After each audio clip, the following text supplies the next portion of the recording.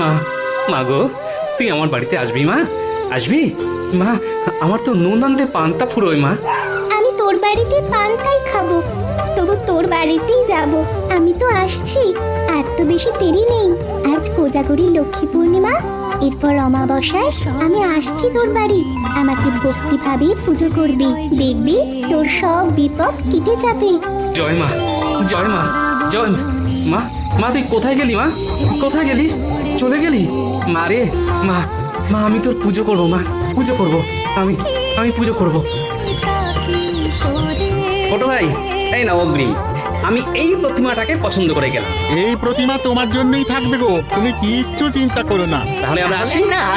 এসো এসো এসো। তুমি সর্বজনীন আছো হৃদয় জুড়ে।